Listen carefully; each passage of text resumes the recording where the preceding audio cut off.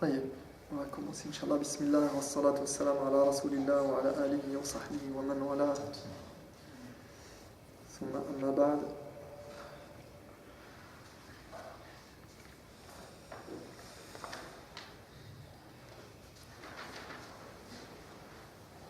Alors la dernière fois on a parlé de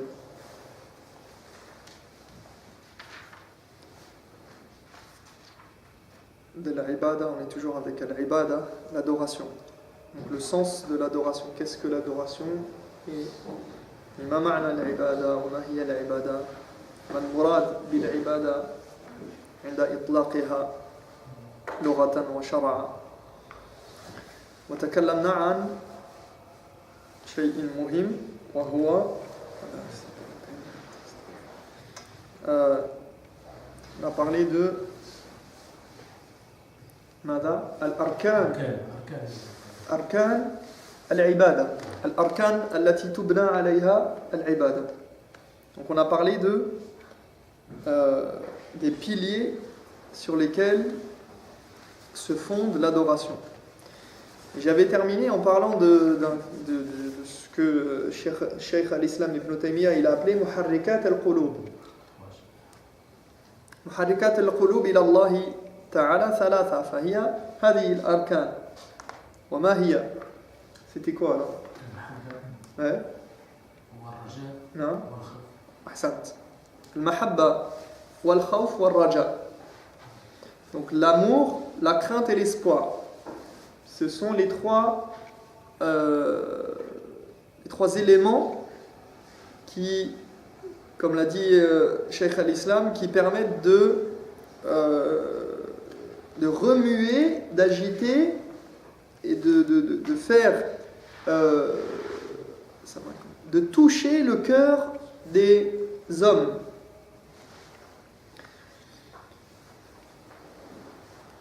Et donc de faire passer un être humain, un croyant, et même un être humain en général, si tant est qu'il emprunte le chemin de la foi, de le faire passer de al-isyan, min al-isyan ila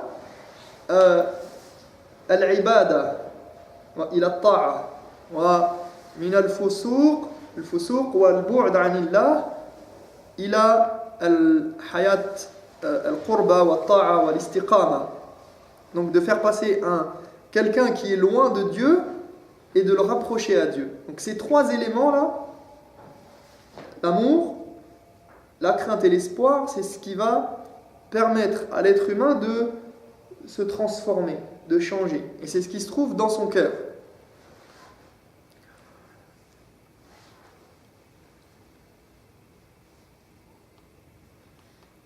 Et donc je vais revenir juste sur ce concept-là, puisque de toute façon c'est dans le fil de notre propos.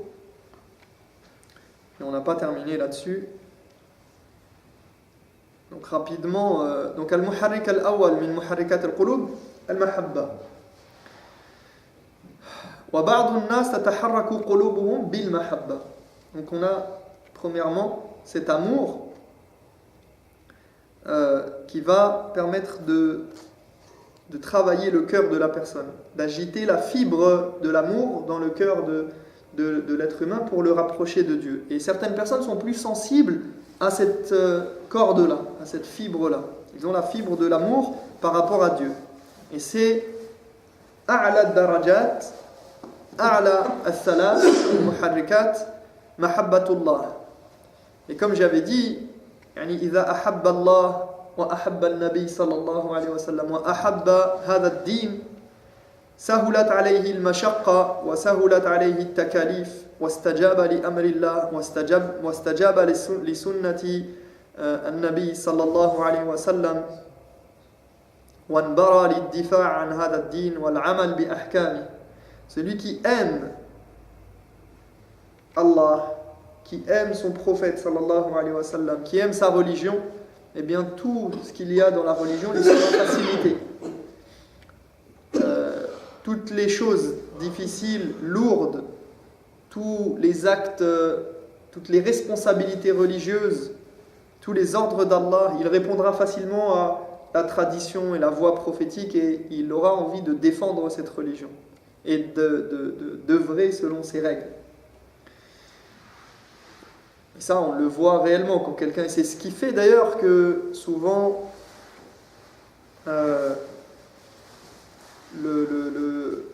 au début de l'iltizam, au début de l'apprentissage, au début de quelqu'un qui se convertit ou quelqu'un qui revient vers Dieu, eh bien, il a tendance à être mu. Qu'est-ce qui va le faire se mouvoir? C'est quoi? C'est cet élément-là dans son cœur. Il a l'amour, il a le hamas, il a l'enthousiasme pour la religion. D'accord? C'est souvent ça qui vient alimenter sa foi et enrichir la flamme de la foi dans son cœur.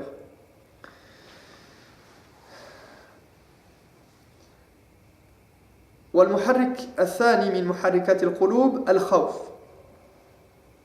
فبعض الناس لا يتحرك قلبه بهذه المحبة أو محبته ضعيفة في قلبه.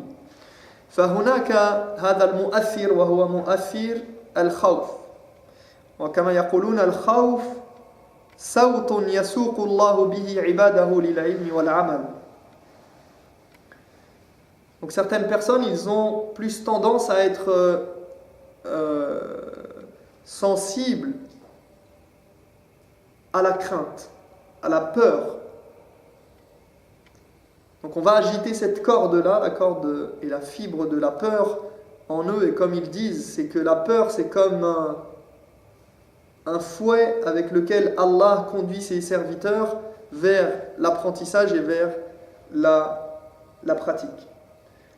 Donc certains, ils vont commencer à pratiquer ou ils vont arrêter certains péchés parce qu'ils ont peur. Par la peur. À cause de cette peur-là. Et elle est importante, la peur. Dans nos concepts, dans notre conception plutôt, de la vie et de la religion et de notre rapport à Dieu. Nous, on n'a pas une conception basée que sur l'amour. Comme certains qui diraient Dieu est amour. Non. Bien sûr pas dans notre religion, mais on peut entendre ça, d'autres croyances. Et nous on dit que certes, il y a l'amour, mais il y a aussi la crainte. Et la crainte, elle est très importante. Al-khawf min Allah. Craindre Allah, c'est très très important dans notre éducation spirituelle et dans notre cheminement et dans nos actes au quotidien.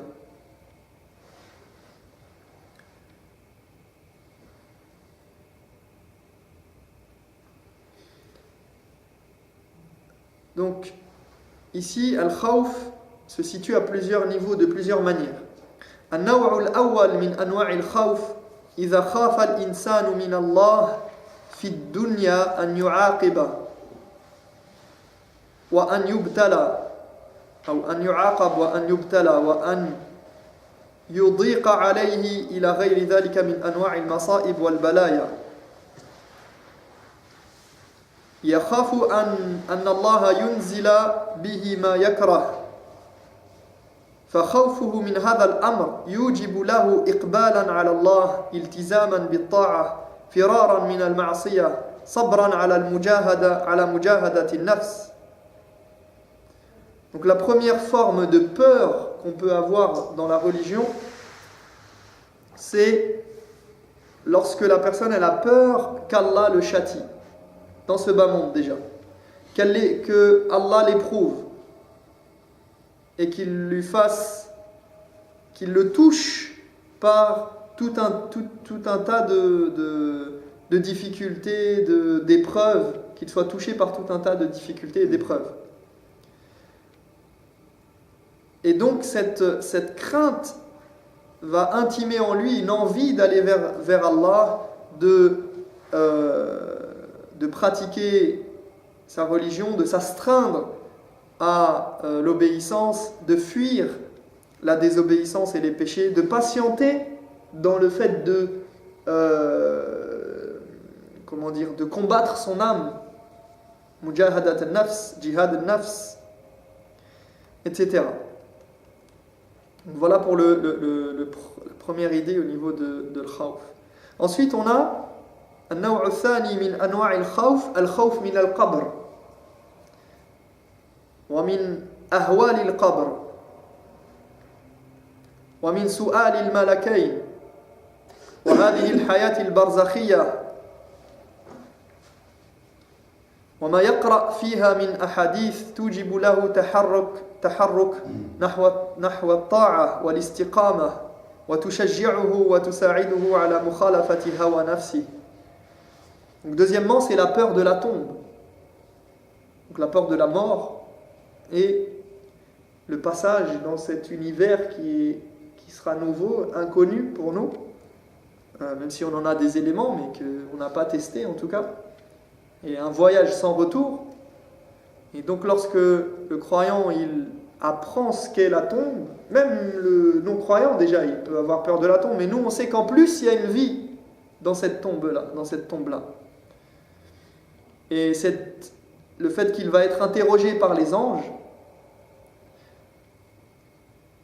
qui vont lui demander ce qu'il a fait, qui était réellement son Seigneur, quel est le message qu'il a suivi, quelle était sa religion.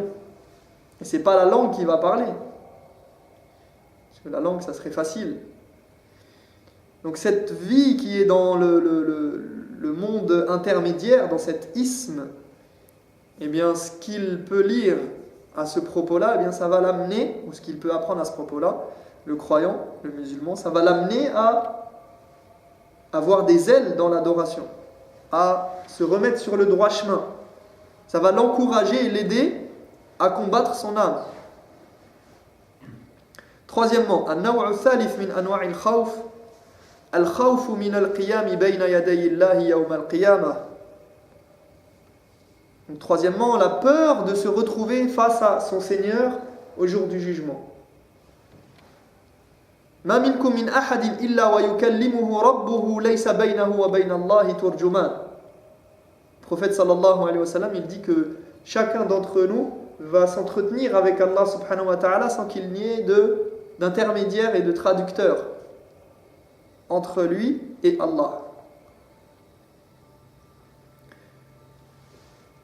فكل إنسان سيقف بينه وبين الله شيء يسأله الله سبحانه وتعالى عن الكبير والصغير وعن النقير والقطمير ماذا فعلت؟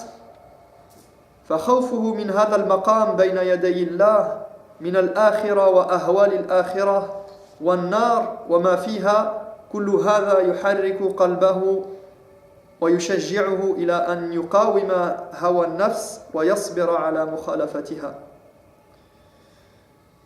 De même, ici, cette peur et cette crainte d'être interrogé par Allah, de se trouver devant son Seigneur, de devoir répondre à de nos actes, des grands péchés, des petits péchés, des moindres petits actes qu'on aurait pu faire, et que on s'imagine être jugé par Allah à ce moment-là, eh bien cette crainte va susciter en nous cette envie de rester dans le droit chemin.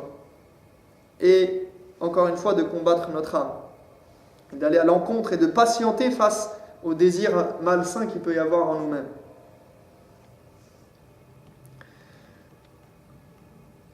Un autre aspect de la crainte, al-khawf min ittila'i ar-rabb alayhi fi ad-dunya. يخاف من نظر الرب وإحاطته وسمعه وبصره يعلم أن الله يسمع ويرى وأن الله من ورائه محيط وأن الله مطلع عليه فهذا يخاف أن يعمل معصية والله ينظر إليه والله يسمع. La peur aussi simplement qu'on pourrait décrire ou exprimer comme étant une peur avec révérence, avec une crainte de respect, qui est le fait qu'Allah subhanahu wa ta'ala puisse nous voir dans une situation qu'il n'aime pas. ici-bas, sur terre, de faire quelque chose, d'être par exemple comme quelqu'un qui a du respect pour ses parents et qui a peur d'être pris en flagrant délit, d'être pris sur le fait, d'avoir fait un péché, d'avoir fait quelque chose, il aurait honte il verrait ça comme un manque de respect envers ses parents ou envers telle et telle personne. Et surtout lorsqu'il sait qu'Allah subhanahu wa ta'ala, il le voit, il l'entend, il l'observe et il sait ce qu'il fait, il le regarde. Ça c'est un maqam, c'est un niveau dans la piété et dans la foi qui est important, qui est al-muraqaba. Le sentiment d'être surveillé par Allah subhanahu wa ta'ala et d'être vu.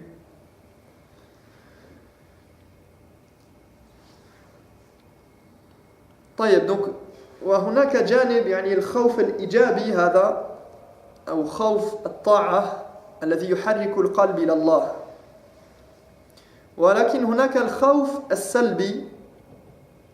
Donc ici on a parlé du côté positif de la peur, parce que la crainte elle a un côté positif, elle peut avoir un côté négatif.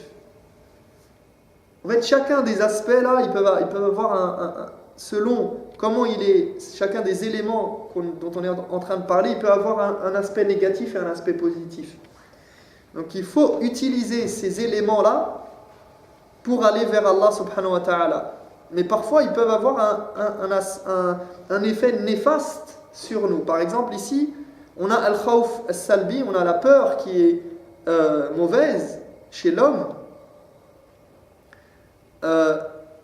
C'est la peur, al-khawf alladhi yasilu ila marhala annahu yaq'ud 'ani al-'amal. Ya'ti lahu ihbat. يعني اليأس والقنوط نتيجة خوف شديد في قلبه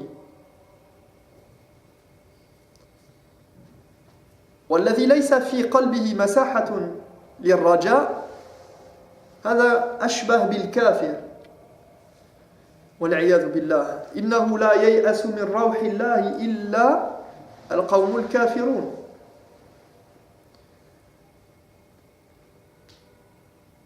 فلو قال قائل الله لا يسامحني ولن يغفر لي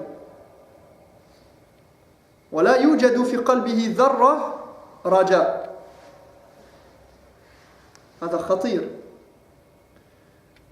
Donc ici cette peur qui serait néfaste pour l'être humain, ça serait qu'il en arrive à désespérer de la miséricorde de Dieu, qu'il en arrive à un point où il s'arrête d'œuvrer, puisqu'il se dit de toute façon Allah il ne va pas me pardonner, j'ai fait tellement de péchés, ou moi je pourrais pas être pardonné. Il en vient à désespérer de la miséricorde d'Allah. Et Allah nous dit dans Surat Yusuf que seuls les gens mécréants, al-kafiroun, désespèrent de la miséricorde d'Allah. Et là, c'est le vrai désespoir qu'il ne laisse place dans le cœur à aucun espoir. C'est-à-dire, c'est vraiment, la personne, elle pense que Allah subhanahu wa ta'ala ne peut pas lui pardonner. Et ça, c'est très grave. Donc, vous voyez ici, la crainte, elle peut être mal placée, mal utilisée à mauvais escient. وكذلك المحرك الثالث من محركات القلب إلى الله هو الرجاء. Donc, troisièmement, on a parlé de l'espoir, il nous reste l'espoir.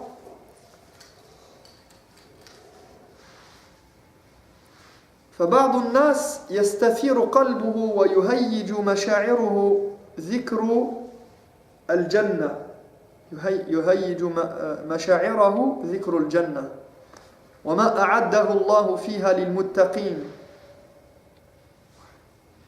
والنظر لوجه الله رب العالمين ومجالسة النبيين والصديقين والشهداء فإذا سمع بمثل هذا ورجاء أن يكون من أهل هذه الجنة قويت نفسه وقويت عزيمته على مخالفة الهوى وعلى مخالفة الشهوات.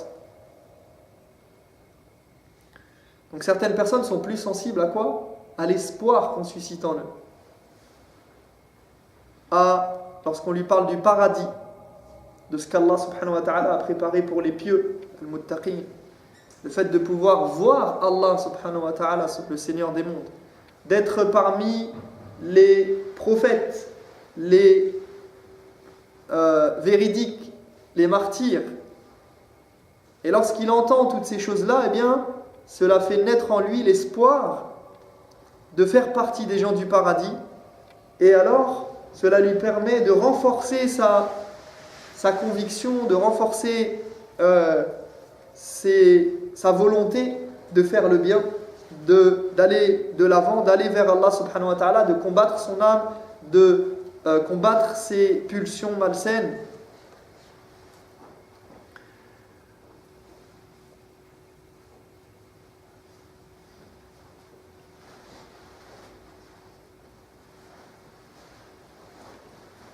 Mais, donc ici on a ces trois éléments, al-mahabba wal-khawf wal-raja, et dans chacun de ces éléments, chacun de ces sentiments, l'amour, l'espoir et la crainte, peuvent faire basculer vers ash-shirk, vers le polythéisme. Et évidemment, quand je disais tout à l'heure que par exemple certaines personnes sont plus sensibles à telle ou telle chose, ça peut être lié à des périodes. Parfois, dans notre vie, il y a des moments où on est plus sujet et plus sensible à l'amour qu'on va susciter ou qu'on va percevoir et qu'on va ressentir pour Dieu, pour cette religion, pour le prophète alayhi salatu wassalam. Des fois, ça va être l'espoir, des fois, ça va être la crainte. Donc le croyant, il joue sur ces trois tableaux. Et d'ailleurs, les textes religieux eux-mêmes suscitent tantôt l'amour, tantôt l'espoir, tantôt la crainte chez le croyant. Non, exactement. Targhib wa tarhib. Ma'al mahabba. Donc, on doit travailler sur ces trois plans-là. Et même quand on s'adresse aux gens, on doit travailler sur ces trois plans-là en fonction de la situation.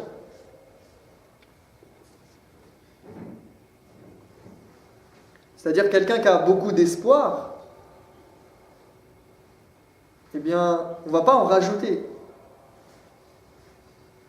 Quelqu'un qui a un degré d'espoir assez fort à un moment donné, en Allah, en la miséricorde d'Allah, on va lui dire oui, mais attention. Parce que si on rajoute de l'espoir, qu'est-ce qu'il va faire? Il va croire que c'est bon. Il est déjà arrivé au paradis. Il a tellement d'espoir qu'il en a oublié la crainte de ses péchés, de ses défauts, de ses manquements. Donc on ne va pas en rajouter une couche.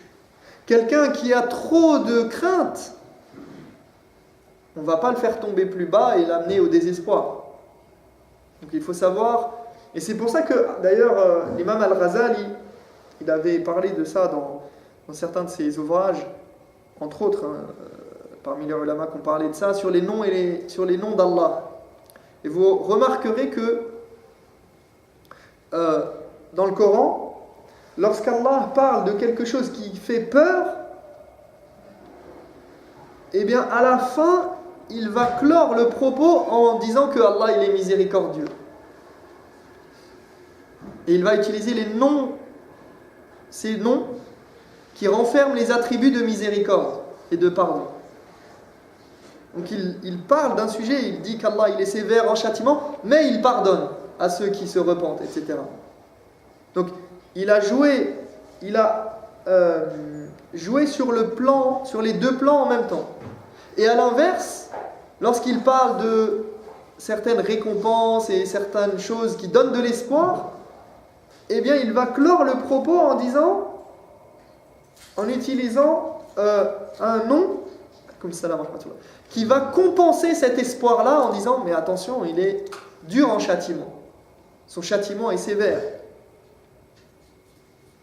Donc Donc il va jouer sur les deux plans parfois, pour équilibrer.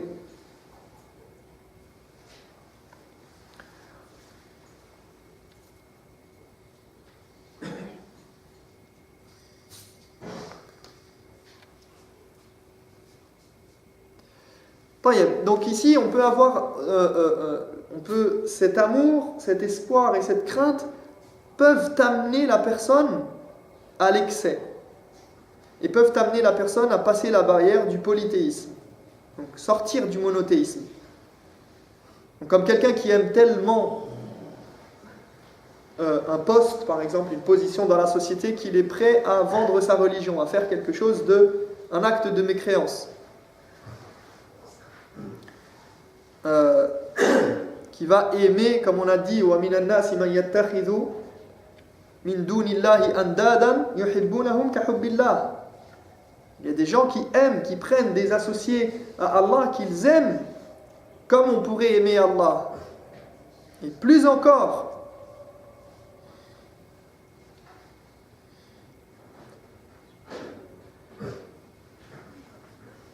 donc on peut avoir une mahabba qu'on appelle mahabba shirkiyya. Al-mahabba allati tuqi'u fi shirk.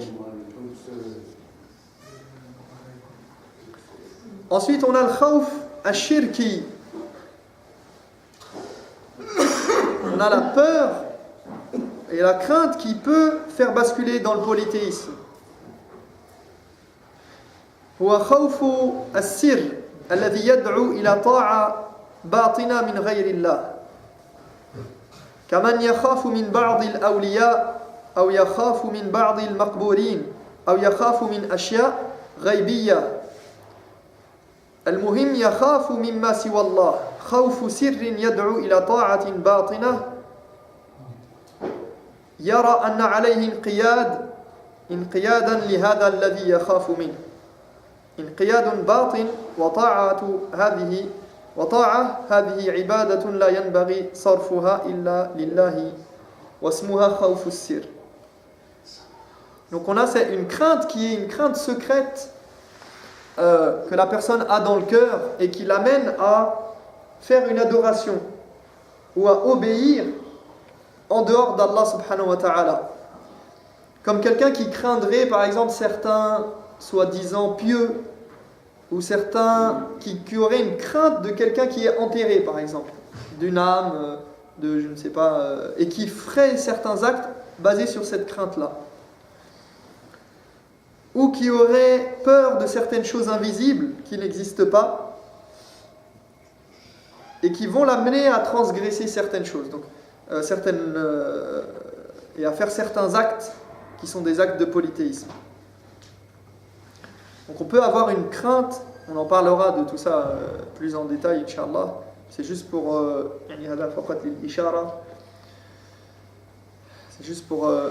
vous donner une idée. وكذلك الرجاء الشركي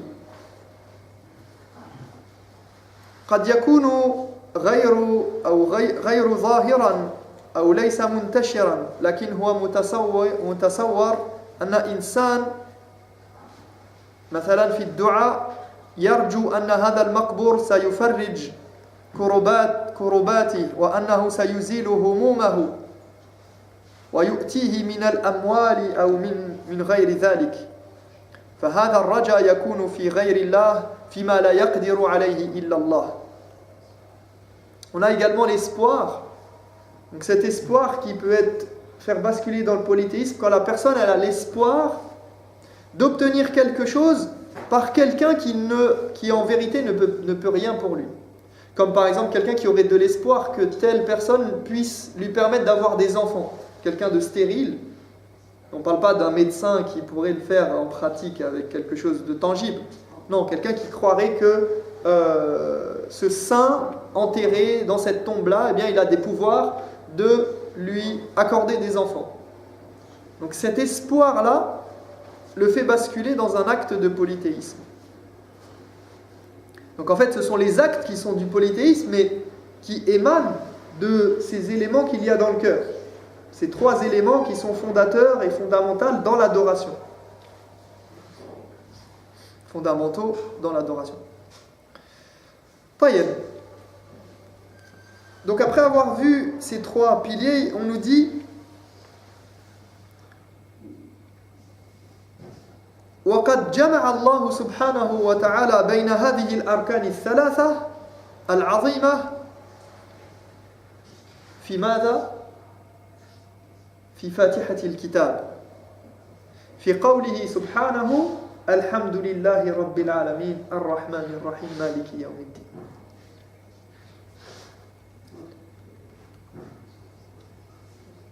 Donc on nous dit après avoir présenté ces trois piliers que Allah a d'ailleurs réuni ces trois piliers de l'adoration dans la Fatiha. Dans la première sourate du Coran, ces trois piliers sont réunis. Lorsqu'il dit « Louange à Dieu, Seigneur de l'univers, le miséricordieux, le très miséricordieux, souverain au jour du jugement. » فالآية الأولى فيها المحبة فإن الله منعم والمنعم يحب على قدر إنعامه. Le premier verset contient l'idée d'amour, puisqu'Allah est celui qui accorde ses faveurs. Et celui qui donne est aimé en fonction et à hauteur des faveurs qu'il octroie. Donc quand on dit Alhamdulillahi Rabbil Alamin, on dit louange, on remercie avec respect, révérence et déférence, et on honore celui qui nous a octroyé tout ce qu'il nous a octroyé. On le remercie. Et la louange, ce n'est pas seulement remercier, mais c'est remercier avec amour. Et Allah, il cite en plus qu'il est le Seigneur de l'univers. Alhamdu lillahi rabbil alamin. Et Ar-Rabb, le Seigneur, comme on l'a déjà vu et on l'a déjà expliqué, c'est quoi? C'est celui qui entretient, c'est celui qui prend en charge, c'est celui qui prend soin au quotidien de ses serviteurs et de l'univers. Comment ne pas aimer celui qui prend soin de toi et qui t'accorde ses faveurs au quotidien? Donc, Alhamdulillahi Rabbil Alamin fait écho à ce premier élément, ce premier pilier qui est Al-Mahabba, l'amour. Quand on dit louange à Allah, c'est quelque chose qui suscite en nous de l'amour, qui régénère et qui fait revivre l'amour qu'on a pour Allah subhanahu wa ta'ala. Quand tu dis Alhamdulillah, même quand il y a quelque chose qui te réjouit, tu dis Alhamdulillah. Et c'est quelque chose que tu aimes, quelque chose qui te plaît. والآية الثانية فيها الرجاء فالمتصف بالرحمة ترجى رحمته. Le deuxième verset contient l'idée d'espoir, car on espère la miséricorde de celui qui se décrit comme étant miséricordieux. Le deuxième verset, il nous dit Ar-Rahman, Ar-Rahim. Il l'a cité qu'il est le miséricordieux par excellence, celui qui pardonne, celui qui fait miséricorde, celui qui pardonne les péchés, celui qui ne va pas tenir rigueur pour nos fautes. Le miséricordieux, c'est aussi celui qui a de la compassion envers nous. Donc il te donne de l'espoir. Quand tu sais qu'il est Ar-Rahman Ar-Rahim, l'espoir remonte dans ton cœur. وَالْآيَةُ الثَّالِثَةُ فِيهَا الْخَوْفُ فَمَالِكُ الْجَزَاءِ وَالْحِسَابِ.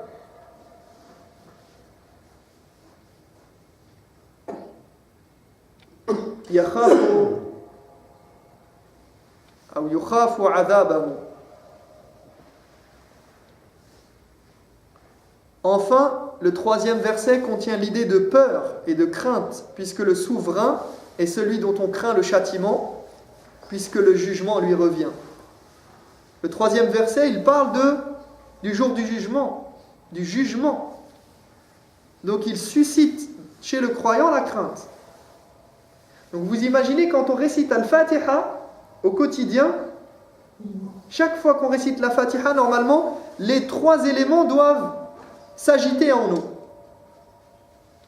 Si on médite et si on réfléchit et qu'on s'arrête un petit peu sur ce que signifie Alhamdulillahi Rabbil Alamin, Ar-Rahman Ar-Rahim, Maliki Yawmiddin, on a ces trois éléments qui s'agitent en nous.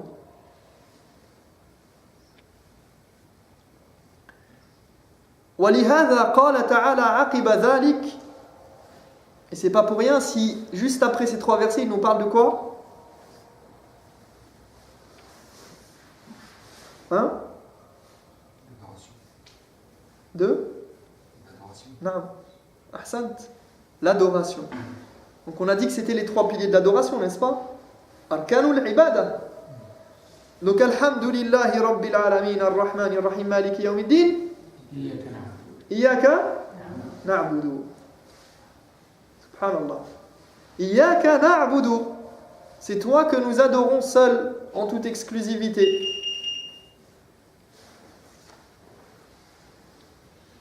Donc après nous avoir parlé, avoir suscité en nous l'amour, l'espoir et la crainte, il nous parle de l'adoration.